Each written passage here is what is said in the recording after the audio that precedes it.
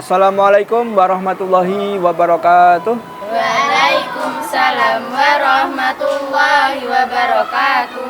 Pemirsa Ka'bah yang dirahmati Allah dan anak-anakku yang berbahagia, sore hari ini masih berpuasa? Masih, Pak. Ya, alhamdulillah sampai hari ini kita masih diberikan kekuatan sehingga bisa menjalankan ibadah puasa Ramadan dengan sempurna. Anak-anak, sore hari ini kita akan belajar rukun iman yang nomor 5, yaitu iman kepada Hari akhir, Pak. iman kepada hari akhir. Anak-anak, perlu diketahui bahwasanya kehidupan di dunia ini suatu saat pasti akan namanya kiamat atau hancur. Jika Allah sudah murka, tidak ada orang yang beribadah di dunia ini, maka dunia ini akan dikiamatkan oleh Allah melalui trompetnya malaikat Israel, ya. Apa itu pengertian kiamat, Pak? Ya. Kiamat adalah hancurnya alam dunia, makhluk-makhluk hidup semuanya akan mati.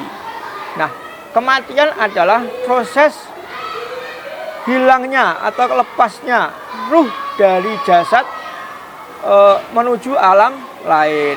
Kalau orang meninggal itu dinamakan kiamat sugro atau kiamat kecil. Semua yang bernyawa pasti akan mengalami namanya kematian, sebagaimana firman Allah dalam Al-Quran, kullu nafsin dha'iqatul maut. Semua yang bernyawa pasti akan mengalami kematian. Apa itu kriteria kematian, Pak? Ya, di dalam agama Islam kriteria kematian dibagi menjadi dua. Ada orang yang mati husnul khotimah atau orang yang meninggal di akhir hidupnya dalam keadaan beriman kepada Allah. Contohnya setelah habis mengaji kemudian meninggal, atau pas saat puasa meninggal, atau juga misalnya pas lagi bekerja mencari nafkah kemudian meninggal dunia di tempat bekerja. Maka orang-orang yang seperti ini dikategorikan orang-orang yang mati dalam keadaan husnul khotimah. Yang nomor dua, anak-anak, orang yang meninggal dalam mati su'ul khotimah, atau orang-orang yang meninggal di akhir hidupnya dalam keadaan tidak baik. Contohnya pas lagi bermain judi meninggal, atau pas minum minuman keras kemudian meninggal, atau juga pas lagi mencuri misalkan dia meninggal di tempat tersebut. Apa itu sakaratul maut, Pak? Ya, sakaratul maut adalah peristiwa hilangnya kesadaran yang diikuti oleh lepasnya ruh dari jasad. Dalam jasad manusia ini ada jasad dan ruh, sehingga ketika dia bersatu maka dia akan hidup. Nah, pada saat sakaratul maut, ruh itu akan keluar dari tubuh kita. Dari ujung kaki dia naik ke atas pelan-pelan, dia keluar lewat mulut. Makanya orang meninggal itu pasti mulutnya mangap, matanya lilik. Karena mata ini penasaran melihat ruh yang terakhir kali yang selama ini menemani kita, tiba dia meninggalkan raga ini. Maka dia akan melilik. Nah, orang yang masih hidup di sekitarnya berkewajiban untuk apa? Memejamkan mata orang yang meninggal tadi. Proses dijabutnya ruh manusia itu tidak sama, anak-anak. Tergantung amaliyah ketika dia hidup di dunia. Sebagaimana firman Allah buat An-Nazi'at, wan nasi'ati gharqa wan nasyitati nasto. Dan demi malaikat yang mencabut ruh orang-orang kafir dengan keras, dan demi malaikat yang mencabut ruh orang-orang yang beriman dengan lemah lembut. Jadi ketika dia orang-orang jahat, orang-orang kafir tidak beriman pada Allah, dicabut ruhnya oleh malaikat. Siapa pencabut nyawa? Israel, dengan kasar. Tapi ketika dia orang beriman, beramal soleh semasa hidupnya, maka dia dicabut ruhnya oleh malaikat dengan lemah lembut. Tetapi tetap sakitnya luar biasa, seperti orang dikulitin itu. Sakitnya orang meninggal itu luar biasa. Alam barzah itu apa, Pak? Ya, ketika orang sudah meninggal di dunia ini, dia masuk ke alam selanjutnya, yaitu alam barzah, atau orang mengatakan alam kubur. di alam barzah adalah alam barzah itu sama dengan dinding atau dinding pemisah antara kehidupan dunia dan akhirat, alam penantian. Manusia akan menanti menuju alam akhirat beribu-ribu tahun, bermiliar-miliar tahun, tergantung cepat lambatnya kiamat ini. Bagaimana gambaran kehidupan di alam barzah, Pak? Iya, ketika orang sudah meninggal dunia anak-anak, maka yang pertama kali dia akan dikubur.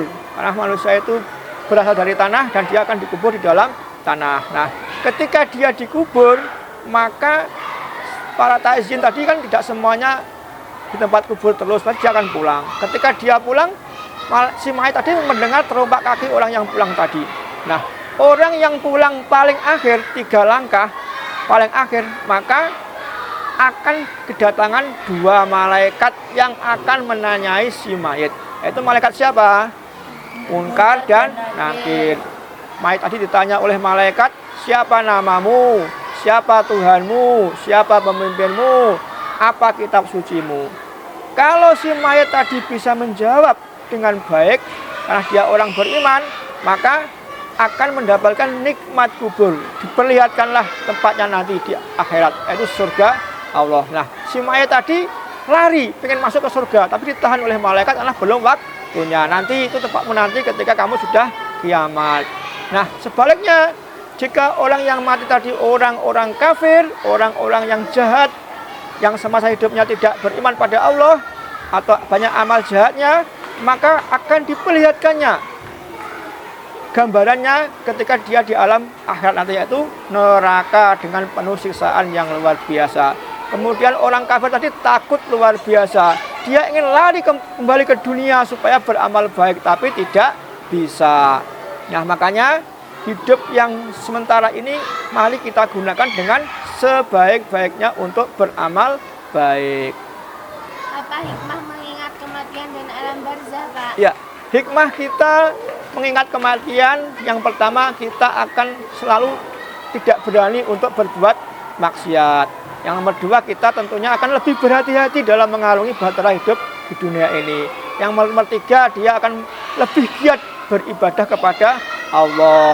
Yang nomor 4, akan menumbuhkan rasa rendah hati. Dan yang terakhir, tentu orang tersebut tidak akan mengutamakan kehidupan di dunia yang sementara ini.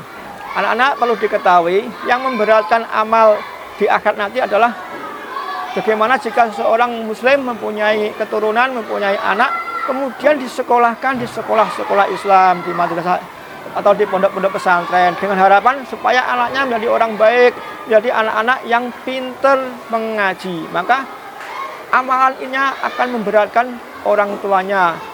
Amal baiknya ini akan menolong orang tua tersebut di dalam akhirat nanti, karena dia mempunyai keturunan yang pintar ngaji, orang baik, yang akan mendoakan kelak ketika dia orang tua sudah meninggal dunia. Maka mari anak-anak kita gunakan hidup kita di dunia ini untuk beramal baik. Gunakan masa kecil kalian untuk mencari ilmu Allah, ya, baik ilmu agama maupun ilmu umum.